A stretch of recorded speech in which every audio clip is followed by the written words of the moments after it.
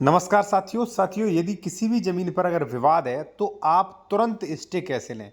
देखिए हम इसलिए बता रहे हैं ये वीडियो क्योंकि कई लोगों के जब काम खराब हो जाते हैं उसके बाद कई लोग मेरे पास फ़ोन कॉल्स करते हैं कि सर अब बताइए क्या हो सकता है।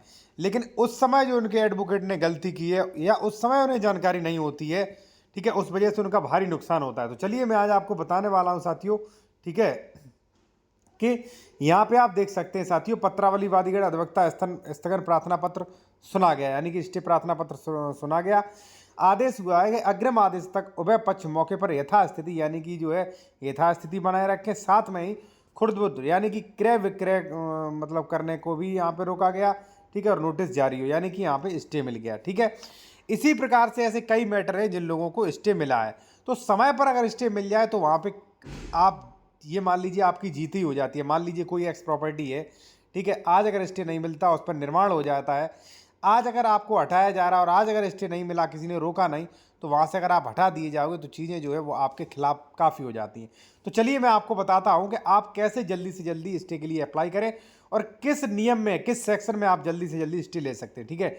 एडवोकेट से भी डिस्कस कर सकते हैं, पहले आप सीख लीजिए, ठीक है। और जो भी लोग विशेषज्ञ द्वारा बेहतर कानूनी सलाह लेना चाह रहे हैं साथियों, ठीक है, या कोई डॉक्यूमेंट चेक कराना चाह रहे हैं, अपना व्हाट्सएप नंबर वीडियो के डिस्क्रिप्शन में मेंशन किया गया है साथियों, ठीक है। और जो भी लोग जूनियर एडवोकेट है वो बेहतर कानून की जानकारी लेना चाहते हैं जो सीनियर कभी नहीं बताएंगे, तो आप ये कोर्ट ड्राफ्टिंग एवं नियम कोर्स ई बुक ले सकते हैं। इसमें कई चीज़ें आपको मिलेंगी, ठीक है, कई चीज़ें आपको मिल जाती हैं, जैसे स्टे एप्लीकेशन, नियम ड्राफ्टिंग कैसे करें, सभी सेक्शन, आदेश स्थगन, अवैध निर्माण हटवाने के लिए, अवैध कब्जा हटवाने के लिए, रजिस्ट्री कैंसिलेशन, केवाला कैंसिलेशन, ठीक है, सरकारी ज़मीन से कब्जा हटवाने के लिए, बंटवारा, सीमांकन, संशोधन, सूट फॉर डिक्लेरेशन, कैविएट, ठीक है, मकान का बंटवारा, धारा 164 मतलब 64-65 यानी कि 145 का नोटिस कैसे दें, तितिम्मा, सेल डीड वगैरह, ठीक है, कौन सा केस किस में चलेगा।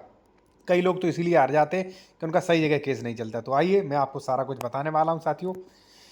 सबसे पहले मैं आपको बताऊं कि देखिए, जैसे अधिकतर विवाद क्या होते हैं, अधिकतर विवाद साथियों वो होते हैं कि जैसे मान लीजिए कोई भी ये आपकी जमीन थी और किसी का हिस्सा है, वो आपको यानी कि सह खातेदारक वगैरह आपको परेशान कर रहा है, ठीक है, या तो आपको हटा रहा है या आपकी जमीन पे कब्जा कर रहा है। तो ऐसी कंडीशन में आपको साथियों ये करना है कि आपको बंटवारे का केस करके धारा 116-17 में केस करना है और केस करने के बाद ये स्टे एप्लीकेशन के लिए इस प्रकार से प्रार्थना पत्र देना है, ठीक है। देखिए साथियों, बिना केस करे स्टे एप्लीकेशन नहीं मिल सकता है, ठीक है, बिना केस करे जो है वो यहाँ पे प्रार्थना पत्र नहीं लगा सकते। एक कंडीशन है जिसमें आप लगा सकते हैं, मैं आपको बताऊंगा। जैसे मान लीजिए सह खातेदारक है, भाई है, परिवार वाले हैं या कोई अन्य है, कब्जा कर रहा, विवाद कर रहा, ठीक है, तो आपको बंटवारा डालना, बंटवारे के बाद जो है ये स्टे एप्लीकेशन लगाना। यहाँ पे आप देख सकते हैं बंटवारे के बिना सह खातेदार द्वारा कब्जा या अवैध निर्माण या विक्रय आदि रुकवाने के लिए स्टे एप्लीकेशन, ध्यान रहे सबसे पहले आप केस जो है वो न्यायालय में लाना होगा और उसी पर जो है स्टे एप्लीकेशन देंगे। महोदय, जब तक ये इसका बंटवारा नहीं हो जाता है तब तक आप इस पर स्टे दीजिए, क्योंकि जो है जो भी मान लीजिए विपक्षी हैं वो इसका निर्माण करना चाहते हैं, बेनामा करना चाहते हैं, ठीक है। एक तो ये चीज़ हो गई। मान लीजिए केस करने का समय नहीं है और भी जल्दी है, तो आप क्या करोगे, चलिए वो भी आप समझ लेते हैं, ठीक है। और जिन लोगों ने ये ई बुक लिया था वो सबसे लास्ट टॉपिक हमारा देखें, आपको ये मिल जाएगा, ठीक है। 145 CRPC यानी कि 39 टॉपिक देखना आप। देखिए, मान लीजिए ये आपका यहाँ पे कब्जा है, ठीक है, बी आपका नाम है, एक्स प्रॉपर्टी पे कब्जा है। अब ए आपको दबंगई से यहाँ से निकाल रहा है, ठीक है, दबंगई से जबरन यहाँ से निकाल रहा है। तब आप क्या करोगे, तब आपको साथियों करना है 164 165 की कार्रवाई। कई लोगों को ये पता नहीं होती और पता भी होती है तो उनके एडवोकेट एप्लीकेशन लिख ही नहीं पाते या सही कार्रवाई कर नहीं पाते, इसलिए इस वजह से उन्हें न्याय नहीं मिलता है। अब अगर आपको जबरन निकालना है आपने, तो आप एग्जीक्यूटिव मजिस्ट्रेट की मदद लीजिए और एग्जीक्यूटिव कार्रवाई हो भी सकती है, उन्हें पावर है, पावर 164 165 में।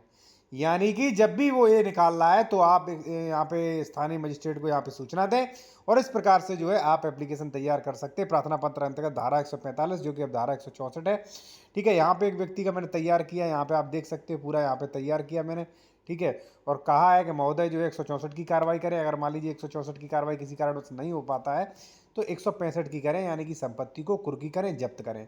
तो कहने का मतलब साथियों, अगर आपको जल्दी से जल्दी स्टे चाहिए तो ये वाली प्रक्रिया फॉलो करें, एग्जीक्यूटिव प्रक्रिया, ठीक है। और मान लीजिए थोड़ा टाइम ले सकते हैं आप, तो आप सीधा रेगुलर सूट फाइल करके उसमें एप्लीकेशन लगाएं, ठीक है, तो ये 2 प्रक्रियाएँ जो थी वो मैंने आपको बता दी साथियों। फिर भी आप कोई कानूनी जानकारी लेना चाहते हैं या ये ई बुक लेना चाहते हैं तो व्हाट्सएप नंबर ये दिया गया है।